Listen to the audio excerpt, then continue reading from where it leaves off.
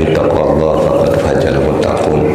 Ittaqullah, ittaqullah, ittaqullah wa ta'atihi la'allakum tuflihun. Wa qala Allah ta'ala fi kitabihil karim wa huwa asdaqul qailin. A'udzu billahi minasyaitonir rajim. Bismillahirrahmanirrahim. Wa may ya'mal mithqala dzarratin khairan yarah wa may ya'mal mithqala dzarratin syarran yarah. Shadaqallahul adzim. Hadirin wal hadirah jamaah yang dirahmati Allah Subhanahu wa taala. Alhamdulillah di pagi hari yang sejuk ini kita bisa berkumpul di majelis yang mulia ini. Mudah-mudahan berkumpulnya kita di majelis ini mendapatkan wasilah turunnya ridha Allah Subhanahu wa taala bagi kita sekalian, dan yang terpenting adalah segala dosa-dosa kita diampuni oleh Allah Subhanahu wa taala. Karena ada sebuah hadis menjelaskan kepada kita dari Rasulullah SAW bahwa barang siapa yang melangkahkan kakinya ke tempat diadakannya majelis-majelis ilmu, maka Allah Subhanahu wa taala menghitung untuk langkah kaki kanannya sebagai tasbih dan langkah kaki kirinya sebagai istighfar. Intinya adalah mudah-mudahan langkah kaki para jamaah semua, kita semua hari ini dari rumahnya melaksanakan sholat subuh berjamaah, lalu diam sejenak untuk sama-sama bertolabul ilmi. Mudah-mudahan semuanya ada dalam naungan rahmat maghfirah Allah Subhanahu wa taala. Amin ya rabbal alamin. Selanjutnya sholawat dan salam semoga tetap tersampaikan pada baginda alam Rasulullah Muhammad sallallahu alaihi wasallam. Semoga tercurah pula kepada keluarganya, kepada para sahabatnya, para tabi'in, itba'u tabi'in, insyaallah kepada kita semua selaku umatnya dari awal dan akhir zaman. Mudah-mudahan kita semua di akhir zaman nanti atau di yaumil akhir nanti termasuk kepada barisan umat baginda Rasulullah SAW, dan semoga kita semua mendapatkan syafaatul umat di yaumil qiyamah. Amin ya rabbal alamin. Ibu bapak yang dirahmati Allah, jamaah yang dimuliakan oleh Allah Subhanahu wa taala, senang sekali rasanya Al-Fakil di subuh kali ini bisa bertemu bermuajahah dengan para jamaah sekalian. Di kesempatan kali ini insyaallah akan membawakan tema, yakni 3 perkara yang Allah rahasiakan dalam 3 perkara juga. Hal ini Al-Fakir ambil dari tukil dari sebuah kitab yang pernah kami baca waktu kami di pondok pesantren pada saat itu, yakni judulnya Al-Fusul Al-Ilmiyah, yaitu bahwa di sana tertulis ada sebuah materi yang sangat menarik. Yang disampaikan di sana adalah ada atsar dari Imam Ali Zainal Abidin. Siapa Imam Ali Zainal Abidin ini? Adalah putra dari Sayyidina Husain radhiyallahu taala anhu. Yang mana Sayyidina Husain ini adalah putra juga dari sahabat Ali bin Abi Thalib dan putri dari Fatimah Az-Zahra. Jadi ini adalah nasabnya atau sanadnya bersambung kepada dzurriyyah Rasulullah SAW. Dan mudah-mudahan dengan kita mengkajinya di pagi hari ini, maka tersambunglah sanad keilmuan kita kepada beliau-beliau semua yang dimuliakan oleh Allah Subhanahu wa taala. Amin ya rabbal alamin. Ibu bapak sekalian yang dirahmati Allah, di dalam materi itu, di dalam bab-babnya, di dalam bab tasawufnya atau di dalam bab menurut bahasa sekarang itu tazkiyatun nafsnya, ada sebuah hadis menyebutkan, atau bukan sebuah hadis karena ini dari Imam Ali Zainal Abidin sendiri, sebuah tukilan bahwa menurut beliau Allah Subhanahu wa taala merahasiakan 3 hal di dalam 3 perkara. Yang pertama, ibu bapak sekalian, ini biasanya sampai jam berapa Ustaz? Nah, jam 10 wah mau terlalu siang kan Bapak terlalu semangat Bapak jam 10 gitu insyaallah. Ya, yang pertama adalah ibu bapak sekalian, dari 3 hal yang dirahasiakan Allah di dalam 3 perkara adalah Allah Subhanahu wa taala merahasiakan ridhonya atau menyembunyikan ridhonya di balik ketaatan kita semua. Ini yang pertama. Yang kedua adalah Allah Subhanahu wa taala merahasiakan atau menyembunyikan murkanya di balik maksiat kita semua. Dan yang terakhir adalah Allah Subhanahu wa taala menyembunyikan para kekasihnya. Kalau Bapak Ibu pernah mendengar ada wali-walinya Allah, nah itulah yang dimaksud kepada kekasih-kekasihnya Allah Subhanahu wa taala di antara hamba-hambanya yang lain. Jadi bisa jadi ibu bapak sekalian, di antara kita hari ini yang hadir berkumpul di majelis ini, bisa jadi ada satu wali Allah Subhanahu wa taala, bisa jadi ada kekasih Allah di tengah-tengah kita. Namun di antara kita pasti tidak akan tahu. Dan katanya menurut para guru juga disampaikan bahwa seorang wali itu tidak akan mengakui dirinya seorang wali, Ustaz. Kata itu adalah suatu kebatilan atau batal lah kewaliannya ketika seseorang mengaku bahwa saya ini adalah wali Allah Subhanahu wa taala. Itu sudah batal, itu sudah jelas tidak sesuai dengan prosedur lah, Ustaz. Ya. Nah, Bapak Ibu yang dirahmati Allah, kita bahas satu persatu mengenai 3 poin ini yang mana mudah-mudahan ada manfaatnya khususnya untuk al-fakir pribadi, umumnya mudah-mudahan untuk jamaah sekalian. Yang pertama tadi disebutkan bahwa Allah Subhanahu wa taala merahasiakan ridhonya di balik ketaatan kita semua. Tentu Bapak Ibu semua bertanya, untuk apa Allah menyembunyikan ridhonya? Bukankah kita semua dalam beribadah selalu diarahkan di dalam literatur kita dari kecil sampai hari ini bahwa setiap ibadah kita itu selalu untuk mencari ridho Allah. Tetapi di sini justru Allah merahasiakan, justru pada kenyataannya Allah merahasiakan ridhonya kepada kita. Jadi kita tidak pernah tahu apa maknanya para jamaah sekalian. Maknanya bagi kita semua dengan dirahasiakan atau disembunyikannya ridho Allah di balik ketaatan kita adalah seperti ini. Dari sekian banyak ketaatan para jamaah, ketaatan-ketaatan yang kita laksanakan atau ketaatan-ketaatan yang diajarkan oleh syariat agama kita, saya percaya banyak sekali ketaatan yang telah ibu bapak laksanakan selama ini. Namun saya juga percaya di sisi lain bahwa kita tidak pernah tahu kebaikan yang mana yang Allah ridhoi, kebaikan yang mana yang diterima oleh Allah Subhanahu wa taala. Maka dengan demikian, semoga dengan demikian, kebaikan apapun, kebaikan sekecil apapun, janganlah kita anggap remeh. Karena bisa jadi ridho Allah Subhanahu wa taala yang begitu agung hanya datang dari kebaikan yang menurut kita enteng, atau yang kita biasa anggap remeh, biasa anggap itu hal sepele. Kebaikan seperti itu mah menurut kita biasa saja, tapi justru itu yang sangat bernilai di sisi Allah Subhanahu wa taala. Hingga ada sebuah kisah dalam kitab Nasuhul Ibad. Di dalam kitab Nasuhul Ibad disebutkan, ibu bapak mungkin pernah mendengar Hujjatul Islam Imam Al-Ghazali.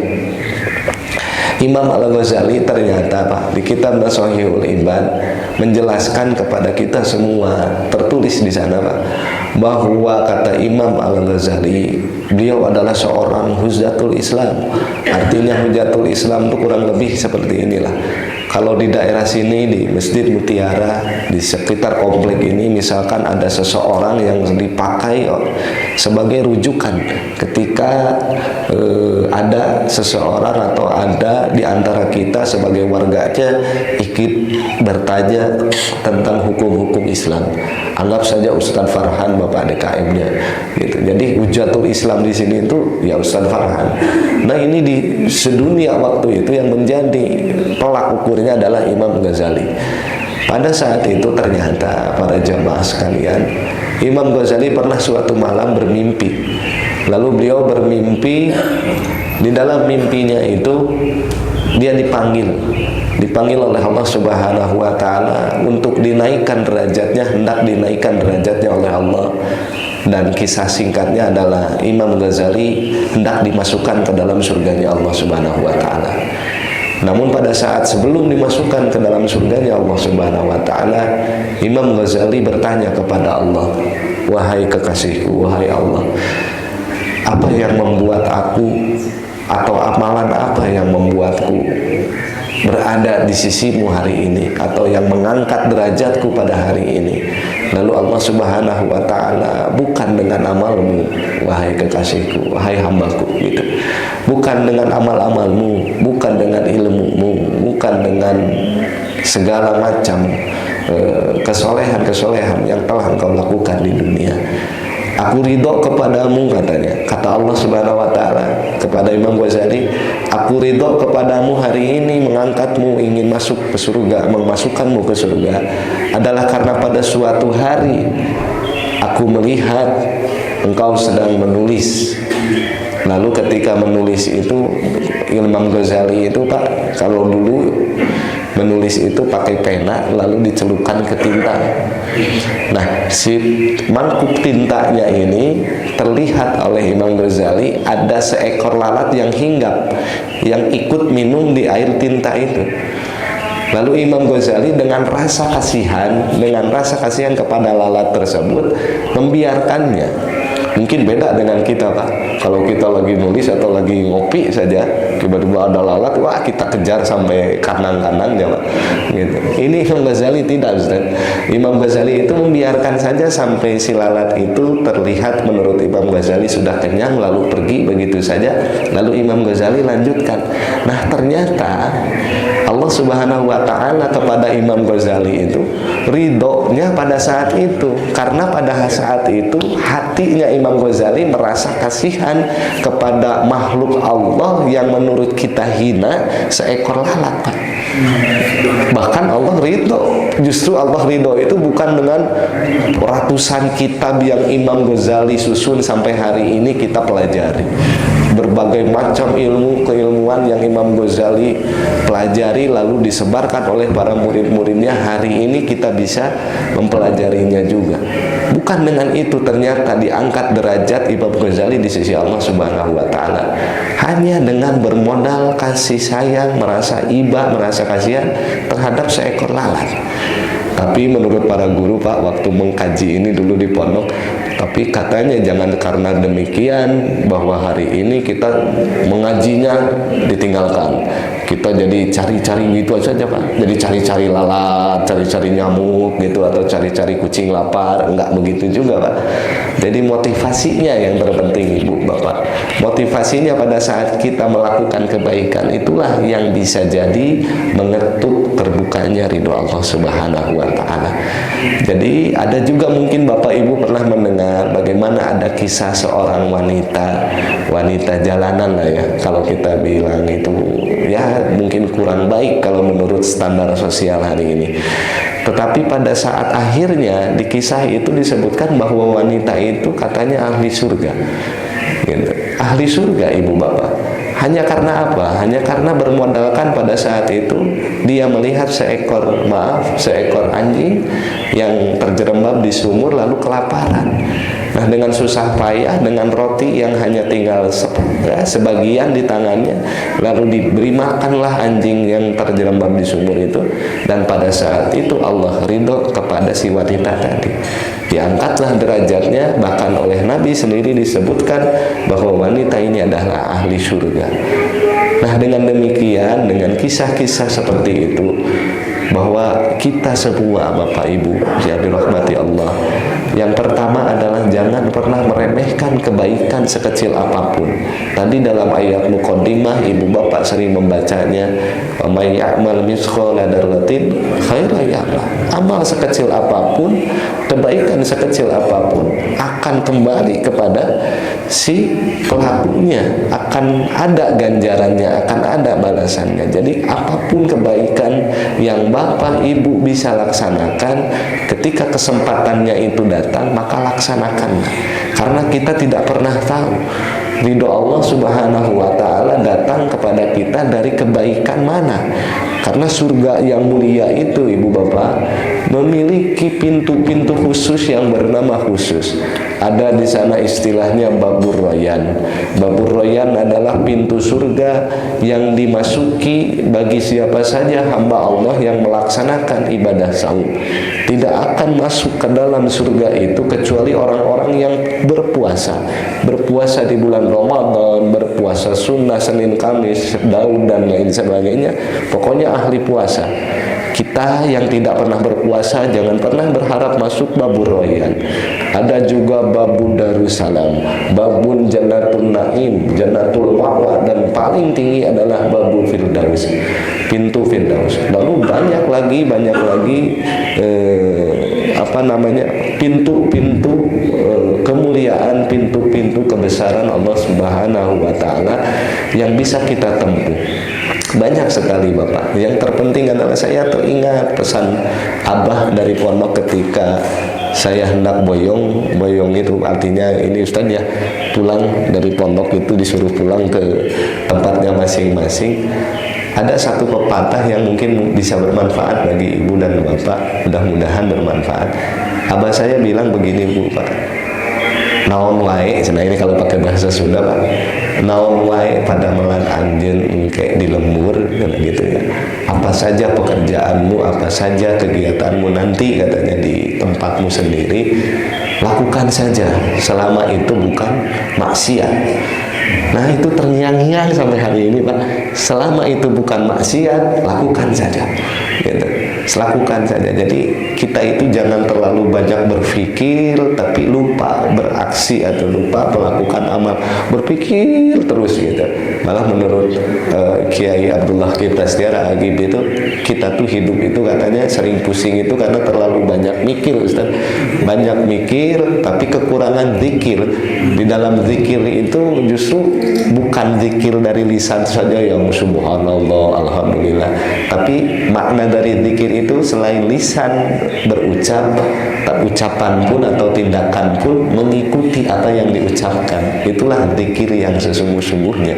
Ketika lisan mengucapkan Allahu Akbar, maka langkah kaki ini selangkah demi selangkah itu lebih yakin, lebih optimis, lebih lebih berhusnudzon kepada ketentuan kebaikan dari Allah Subhanahu wa ta'ala.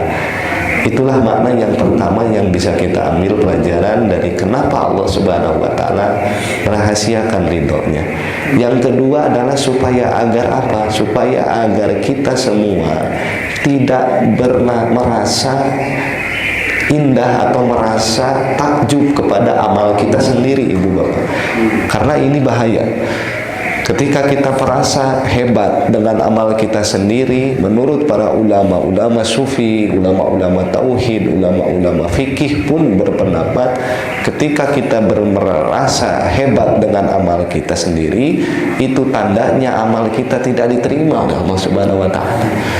Karena kita merasa di satu sisi ketika kita melaksanakan kebaikan selalu ada pak, mungkin ibu bapak pernah merasakan ketika kita melaksanakan kebaikan saja, di satu sisi di hati kita sering terbersit alhamdulillah, walaupun pakai alhamdulillah Ustaz. Alhamdulillah saya mah bisa tahajud, tetangga saya mah masih tidur. Nah ini yang bahaya pak. Ketika kita merasa lebih hebat dari orang lain, merasa lebih taat dari orang lain, ini yang berbahaya.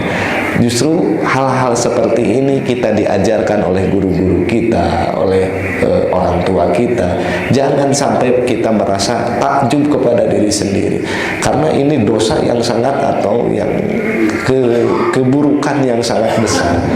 Bahkan saya pernah membaca sebuah kitab yang ternyata Pak, dosa terbesar itu justru itu. Gitu. Dosa terbesar di sisi Allah yang susah sekali dimintai ampunannya adalah dosa takjub kepada diri sendiri, takjub kepada amal-amal diri sendiri, merasa hebat, merasa gagah, merasa indah dengan amal diri sendiri. Padahal Rasulullah saja Pak Ibu, Rasulullah saja yang sudah pasti diterima amalnya Pak, dan sudah pasti diampuni dosa-dosanya. Tapi lihat di dalam beramal, tidak pernah main-main, selalu serius Rasulullah ketika beramal. Bahkan ketika sholat saja Rasulullah sampai tersampaikan kepada kita hari ini bahwa di telapak kaki Rasulullah itu ada bekas Pak, bekas bengkak-bengkak hitam, menghitam. Karena apa? Karena saking lamanya beliau sholat. Kalau Rasulullah tidak mengajarkan untuk rendah hati kepada kita, Rasulullah tidak akan seperti itu. Karena Rasulullah mungkin bisa saja berkata begini kepada sahabat, oh saya sudah diterima, saya tidak sholat juga, sholat sekalipun saya langsung diterima oleh Allah, dosa saya diampuni oleh Allah. Tapi Rasulullah tidak mengajarkan itu kepada kita. Beliau yang sudah dijamin saja Pak, dalam ibadah beliau tetap serius. Gitu. Siapa di sini yang tidak ingin masuk surga bersama Rasulullah? Bapak pasti ingin semua Pak ya, masuk surga bersama Rasulullah, itu pasti ingin. Jangan bersama Rasulullah lah, itu terlalu apa ya Ustaz, terlalu tinggi mungkin ya. Dengan para sahabat saja lah, dengan para sahabat tentu kita semua ingin Pak.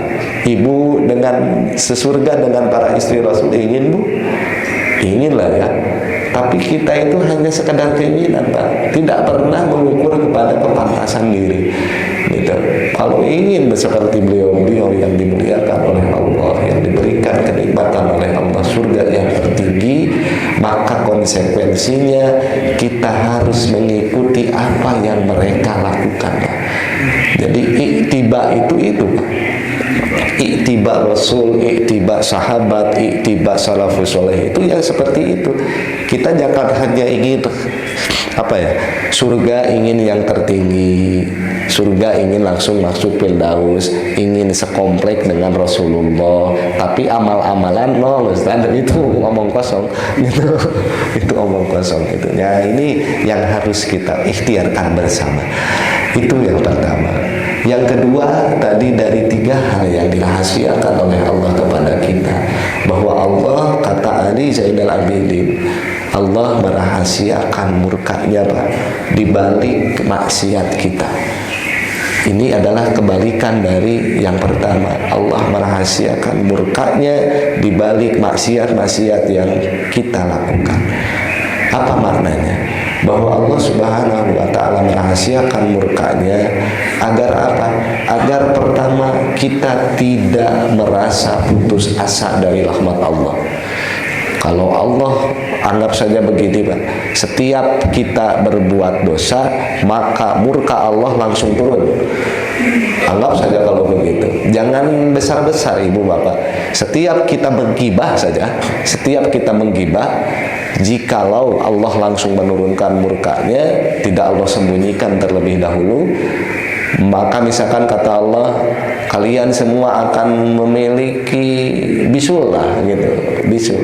Saya kira di tengah-tengah kita di sini termasuk ustadznya yang sedang di depan ini, mukanya sudah bisul semua Pak. Karena setiap ngomongin orang lain bisul Pak. Pulang dari masjid bisul, pulang dari mana, wah bisul Pak. Gitu. Allah tidak begitu Pak. Allah dibalik maksiat yang kita laksanakan, Allah sembunyikan murkanya. Itu yang pertama, agar kita tidak merasa putus asa dari rahmat Allah. Yang kedua adalah Allah Subhanahu wa ta'ala mengajarkan kepada kita jangan meremehkan maksiat sekecil apapun. Karena ketika mendengar kata maksiat, kalau di tempat saya Ustaz, jemaah itu kalau mendengar kata maksiat itu pasti yang di benaknya itu adalah seperti zina, khamar, judi, itu saja Pak. Padahal mereka lupa seorang istri melotot kepada suami saja itu maksiat Pak. Iya, Seorang istri melotot kepada suami, seorang suami menahan-nahan nafkah kepada seorang istri, itu juga maksiat. Si ibu senang Ustaz, langsung seorang suami menahan-nahan nafkahnya, seorang anak tidak mengikuti perintah ibu bapaknya, itu pun maksiat sebetulnya. Kok kita itu sekarang sering terjebak oleh pemahaman-pemahaman mereka yang tidak mau beragama. Mereka itu bertobat, yang namanya tobat bagi mereka itu kalau sudah zina Pak, baru tobat. Kalau sudah minum khamr baru tobat. Kalau sudah judi baru tobat. Tapi tidak pernah berpikir kalau misalkan memarahi suami, memarahi istri, memarahi anak, atau membentak orang tua saja itu pun maksiat sama, harus ditaubati juga. Tapi karena kita terdogma oleh mereka yang bersifat sekuler, jadi kita itu seolah terkotak-kotak. Ada istilah dosa kecil, dosa besar, yang hari ini sering oleh ulama-ulama lain juga didakwahkan bahwa jangan pernah beranggapan ada dosa kecil, dosa besar. Bahwa dosa kecil, dosa besar itu hanya jebakan-jebakan pemikiran dari mereka yang sesungguhnya tidak mau diatur, gitu. Bahwa dosa kecil, dosa besar itu jangan melihat kecil besarnya Pak, tapi siapa yang sedang kita lawan hakikatnya, siapa yang sedang kita langgar itu, aturan siapa yang sedang kita langgar. Justru aturan Allah Subhanahu wa Ta'ala yang maha besar Pak. Nah, kita sering menyepelekan dengan pemikiran sendiri. Ini mah nggak apa-apalah. Atau dengan sering ada begini Pak, ketika kita ngobrol, kan suka enak Ustadz itu, ketika ngobrol dengan teman, dengan sejawat dan lain sebagainya, ibu-ibu ketemu lagi dengan ibu-ibu ini karena kebiasaan Pak, kalau ibu-ibu sudah berkumpul dengan ibu-ibu itu suka ngobrol. Lalu ada bahasa, saya pernah atau sering juga mendengar seperti ini, Bu, iya mas sanes nyarios. Atau bapak juga, iya mah sanes nyarios nih mah punten, atau ini mah bukan menggibah. Lalu apa tuh Pak? Itu sama saja. Menggibah kan definisinya adalah membicarakan sesuatu keburukan yang ada di orang lain, yang memang ada di orang tersebut. Itu gibah namanya Pak. Jadi jika misalkan saya dan Ustadz Farhan itu punya keburukan, lalu keburukan itu memang sudah sahih Ustadz ada di kita berdua, gitu, ada di kita berdua. Lalu ada jemaah di tempat belanja sayur membicarakan keburukan kita. Memang benar kita itu buruk, gitu. Tapi dibicarakan di tempat sana, maka yang membicarakan itu, itulah titelnya gibah, menggibahi seseorang lagi, gitu. Nah itu kan sama saja, itu juga maksiat Pak. Nah kita itu sering terjebak, sering terjebak yang begitu-begitu mungkin tidak dosa dan sebagainya. Untung Allah itu Maha Rahman, Maha Rahim. Allah menyembunyikan murkanya di balik maksiat kita agar kita tidak menyia-nyiakan ampunan Allah Subhanahu wa Ta'ala. Jadi intinya adalah jangan meremehkan perbuatan maksiat sekecil apapun. Sekecil apapun itu adalah tetap maksiat Pak, gitu. Berjudi misalkan, nggak apa-apalah, masang 1000-an mah, masang 1000 dengan masang 1.000.000 dosanya sama Pak, gitu. Iya sama saja, gitu. Mungkin nggak apa-apalah minum sedikit mah, 1 tutup botol atau 1 gelas kecil, namanya apa Pak, gelas kecil itu. Nah itu 1 sloki Pak, 1 sloki dengan 1 drum ya dosanya sama Pak, gitu, sama-sama maksiat saja. Karena Allah melihat itu dari dia membuat dosanya, bukan dari banyaknya, gitu. Nah itu kan sama-sama saja Pak, gitu. Lalu kadang-kadang gitu dalam hal yang ya dosa-dosa lisan, padahal Rasulullah SAW juga pernah bersabda di hadis yang lain, salamatul insan fil hifdil lisan, selamatnya seorang manusia, selamatnya seseorang di antara kalian adalah fi hifdil lisan, bagaimana dia pintar menjaga lisannya. Karena tidak sedikit ibu bapak, dosa yang terbanyak itu adalah dari kelalaian kita tidak bisa menjaga lisan. Bagaimana seorang anak tidak bisa menjaga lisan kepada ibu bapaknya, seorang suami tidak bisa menjaga lisan kepada istri-istrinya, seorang istri tidak bisa menjaga lisan kepada suaminya, kepada anak-anaknya, seterusnya. Jadi lisan itu kadang-kadang digambarkan lisan ini ini sering oleh filosof-filosof Eropa gitu ya, Yunani yang dulu gitu Pak, sering digambarkan sebagai kepala ular yang berbisa dan sebagainya, karena memang demikian Pak. Pada kenyataannya lisan ini bisa bermanfaat ketika lisan ini dipakai untuk menyampaikan kebaikan-kebaikan. Tapi di satu sisi lisan ini akan mengundang musibah kepada diri kita sendiri, bahkan tidak cukup diri kita, mungkin keluarga, mungkin masyarakat atau lingkungan kita akan terbawa bencana hanya karena lisan yang kurang bisa dijaga gitu. Misalkan ya demikian lah, karena lisan ini sangat licin Pak, sangat licin, sangat tajam. Kita pun sering banyak sakit hati itu rata-rata dengan ucapan. Jarak dari kita yang tiap hari berantem Pak. Saya sakit hati kenapa berantem sama si Ade? Wah enggak, setahun sekali juga enggak Pak, berantem gitu. Tapi kalau sakit hati mendengar omongan orang dan lain sebagainya itu sering Pak. Hampir setiap hari kita merasa enak dengan obrolan orang atau orang enak dengan obrolan kita. Itu hampir tiap hari. Nah itu Pak yang kedua. Yang ketiga, yang terakhir tadi Ibu Bapak, bahwa Allah Ta'ala menyembunyikan para kekasihnya di tengah hamba-hambanya. Di tengah-tengah kita itu bisa jadi Pak. Karena saya pernah membaca juga bahwa yang namanya kekasih-kekasih Allah atau waliullah di setiap daerah itu pasti ada, katanya Ustaz. Pasti ada. Makanya di daerah kita di Indonesia untuk menamai suatu tempat itu sering dinamakan wilayah.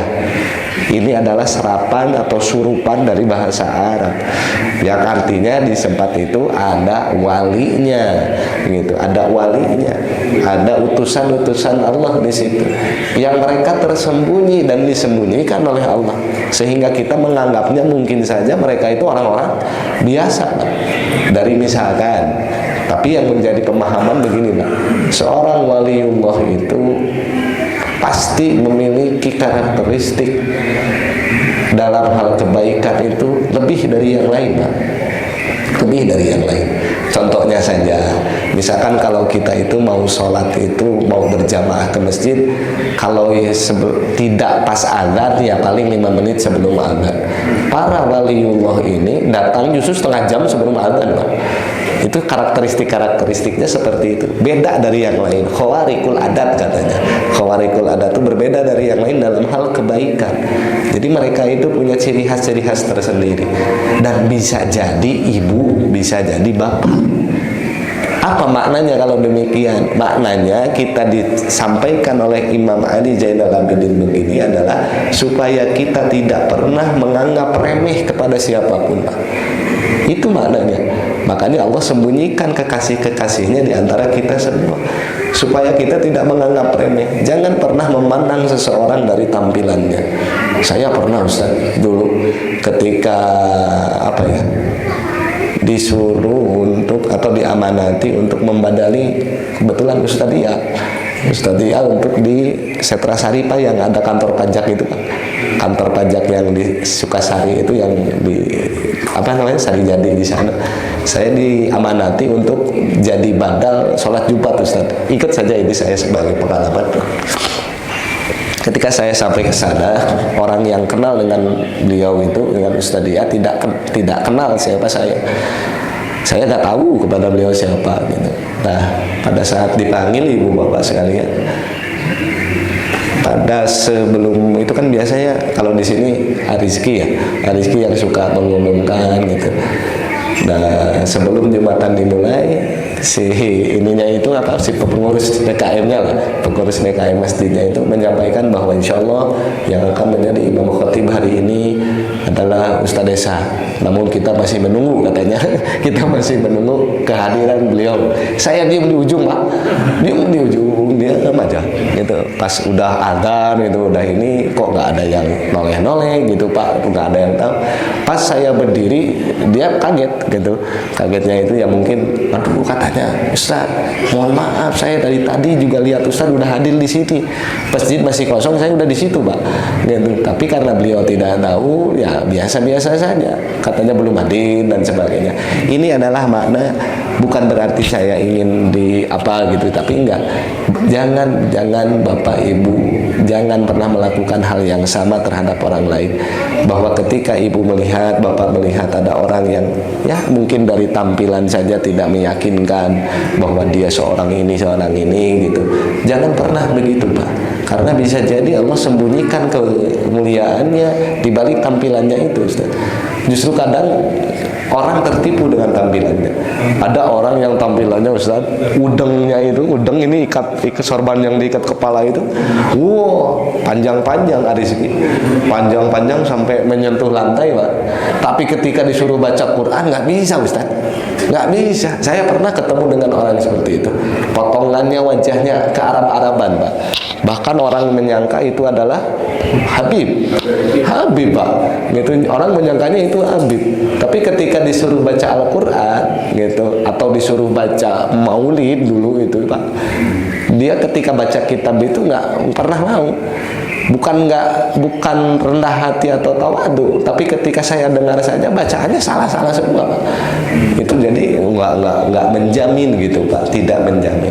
Tapi pernah juga saya mengalami gitu, Pak, melihat seseorang celana levis, Pak, celana jeans lalu rambutnya panjang-panjang gitu, Ustaz. Di Masjid Cikijik, Ustaz, saya pengalaman itu pernah di daerah Cikijik. Beliau sedang duduk di pelataran masjid, lalu saya kira itu si bapak ini itu sedang mencari alamat atau apa gitu. Tapi begitu beres sholat, si bapak ini masih duduk di situ. Saya kira ini mau cari alamat atau apa. Tidak terbersit di hati saya bahwa seseorang ini adalah ternyata pimpinan pondok pesantren, Ustaz. Saya kaget ketika keluar berjamaah, santri-santri yang tadi berjamaah bareng dengan saya itu tiba-tiba suntangan semua ke sana. Saya kaget, Ustaz. Saya tanya kepada yang nitip sendal, Bu, kalau ada saya itu siapa sebenarnya? Eta anu gaduh pasantren di Lebak, di Palihdinya. Waduh, saya ngira padahal dandanannya tidak mencerminkan seorang kiai besar atau apa pun besar. Enggak. Saya mendapat pelajaran dari pengalaman itu. Inilah maksudnya bahwa kita tidak boleh melihat seseorang itu dari tampilan luarnya, Pak. Karena bisa jadi itu hanya menipu saja, gitu. Bisa jadi hanya menipu. Tapi jangan begini juga, Pak. Jangan setelah mengaji di sini, Bapak kepada yang bertampilan rapi, nipu lah, lain. Gitu. Enggak juga, Pak. Enggak tahu kepada yang tampilannya urakan, ini bisa jadi wali Allah. Enggak juga.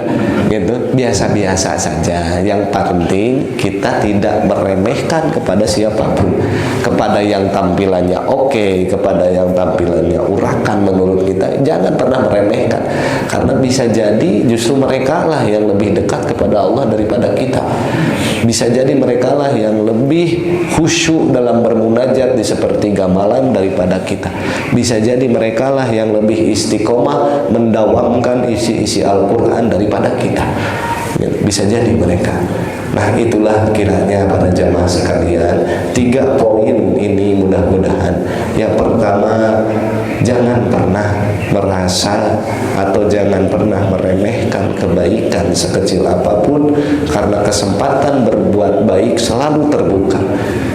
Kalau ada pepatah mengatakan kesempatan tidak datang 2 kali, maka di pagi hari ini saya ingin memberikan perlawanan kepada pepatah tersebut, bahwa kesempatan itu datang selalu berkali-kali, Ustaz. Kesempatan selalu datang berkali-kali. Kitanya saja yang enggak enggan menjemputnya, Pak. Sehingga kita memaklumi diri sendiri dengan pepatah itu, kesempatan tidak datang 2 kali. Padahal kesempatan selalu datang berkali-kali. Hari ini kita lalai, besok kalau ada usia, artinya kesempatan datang lagi. Kitanya saja yang lalai lagi, kitanya saja yang malas lagi, kitanya saja yang enggan lagi. Kesempatan selalu datang berkali-kali. Bahkan Allah Subhanahu wa Ta'ala hikmah, Pak, kenapa sampai hari ini kita masih diberi umur, diberi usia oleh Allah Ta'ala. Satu saja hikmahnya, supaya kita tidak terlalu banyak berpikir. Hikmahnya adalah karena Allah tahu kita masih banyak dosa, Pak. Kita masih banyak dosa. Makanya Allah berikan lagi kesempatan kita hidup hari ini semata-mata untuk membersihkan dosa-dosa kita. Sehingga ketika kita pada waktunya kembali kepada Allah Subhanahu wa taala, dosa-dosa kita sudah bersih, dosa-dosa kita sudah diampuni Allah Subhanahu wa taala. Yang kedua adalah maksiat sekecil apapun jangan pernah dianggap remeh. Karena bisa jadi dekat maksiat kecil itu justru turun murka Allah Subhanahu wa taala kepada kita. Jangan pernah membanding-bandingkan atau mengkotak-kotakkan dosa. Oh, ini mah maksiat kecil, ini mah maksiat besar. Enggak, Pak. Hakikatnya tetap maksiat sama, Pak. Membicarakan orang sejengkal dengan membicarakan orang sekilometer ya sama dosanya, Pak. Gitu. Sama dosanya. Gitu. Ya, itu saja. Dan yang terakhir, jangan pernah meremehkan orang-orang di sekitar kita. Bisa jadi di keluarga kita, ibu bapak, bisa jadi tetangga kita, bisa jadi di sekitar kita, karena di sanalah Allah telah mengutus kekasih-kekasihnya. Allah telah mengutus para hamba-hambanya yang terpilih untuk membimbing dan membersamai kita semua. Makanya bersyukur, Pak, ketika di sebuah wilayah ibu bapak ada seseorang yang istiqomah, rajin mengajak kepada kebaikan. Bersyukur sekali, Pak. Karena untuk hari ini, untuk di zaman seperti ini, Pak, jangankan untuk melaksanakan kebaikan, Ustaz, mencari orang yang istiqomah mengajak baik saja susah, Ustaz. Kadang-kadang mengajak kebaikan itu selalu ada selalu ada ujung-ujungnya gitu. Mengajak baik ujungnya begini, mengajak baik ujungnya begini. Ya, istilahnya ujung-ujungnya minta imbalan, Ustaz. Orang yang mengajak baik hari ini tuh. Jadi ironis gitu. Makanya saya berdoa semoga suasana seperti ini khususnya di wilayah ini dan bisa tertular juga ke wilayah-wilayah lain, karena sudah jarang, Ustaz. Terus terang saja, sudah jarang di wilayah-wilayah kita kajian-kajian ba'da subuh ini sudah sangat jarang.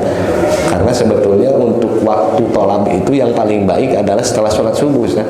Karena otak kita itu sedang seger-segernya, sedang siap menerima pelajaran. Tapi kebanyakan kita hari ini tolab itu isya, Pak. Isya itu adalah waktu otak kita istirahat, Pak. Jadi jangan salahkan jamaahnya. Ketika ustadznya menerangkan, jamaahnya khusyuk sekali begini. Entah itu khusyuk, entah itu apa gitu, Pak. Nah, itu karena salah waktu, Pak. Coba kalau seperti ini, pagi-pagi segar, Bapak Ibu sudah mandi, siap, artinya kita itu segar, menerima ilmu itu akan ini. Sore capek, Pak. Sebetulnya. Jadi ada di taklim-taklim, Ustaz, waktu-waktu belajar itu gini ya, waktu-waktu belajar yang terbaik ternyata, Pak, ya setelah sholat subuh. Makanya kita diajarkan oleh orang tua kita setelah subuh itu jangan tidur lagi. Dan bahkan Rasulullah pun mengajarkan begitu, jangan tidur lagi setelah pas sholat subuh, karena banyak itu kehebatan luar biasa dari Allah Subhanahu wa taala yang akan terjadi kepada diri kita ketika kita terbiasa melek setelah subuh, Pak. Maka menjauhkan kita dari sifat fakir, dari kefakiran. Jadi kalau Bapak yang hari ini merasa aduh gimana ya, asa kurang rezeki saya, barangkali, Pak, dulu waktu kita muda kita sering tidur lagi setelah sholat subuh. Maka dari hari ini ke depan rajin saja, Pak. Dari setelah sholat subuh jangan tidur lagi. Apa saja bisa dilakukan. Kalau bisa duduk di masjid, zikir sampai terbit matahari. Kalau tidak bisa sambil bekerja, misalkan pulang dari masjid, misalkan saja bisa apalah, Bapak mau sambil baca Quran kayak, mau sambil ngurus anak kayak, itu juga ibadah, Pak. Kata bapak saya mau bersih-bersih rumah, itu juga ibadah. Ibu juga mau bersih-bersih rumah, mau siapkan sarapan, siapkan makan, itu juga ibadah. Intinya jangan dipakai tidur saja setelah sholat subuh, agar berkah-berkah Allah Subhanahu wa taala setiap harinya datang kepada kita. Itu saja ibu bapak yang bisa disampaikan pada kesempatan yang berbahagia ini. Mohon maaf apabila ada perkataan-perkataan yang kurang berkenan ke hati ibu dan bapak sekalian. Saling doakan ibu bapak, mudah-mudahan kita semua diberikan oleh Allah Ta'ala keistiqomahan dalam melaksanakan berbagai macam ketaatan yang Allah perintahkan, dan keistiqomahan dalam menjauhi berbagai larangan yang Allah larang kepada kita, tentunya berdasarkan hujah.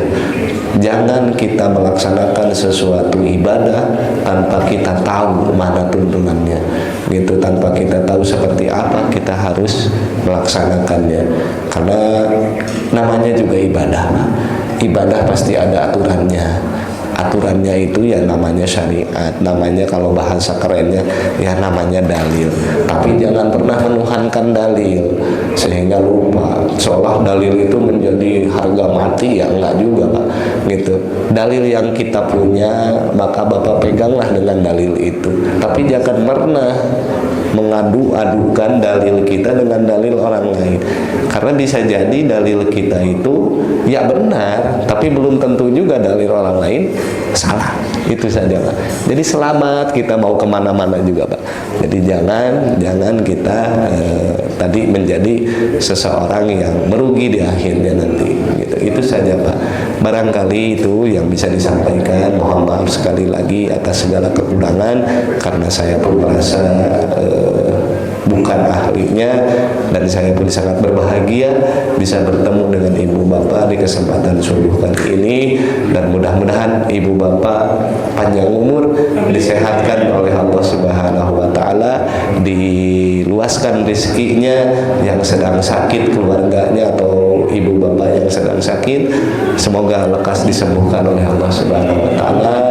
Kita bisa berkumpul kembali untuk berjamaah bersama-sama di masjid dan melaksanakan aktivitas kita seperti biasa. Itu saja ibu bapak sekalian yang bisa disampaikan. Sekali lagi mohon maaf dan terima kasih atas segala perhatiannya. Akhirul lisan, billahi taufiq wal hidayah. Assalamualaikum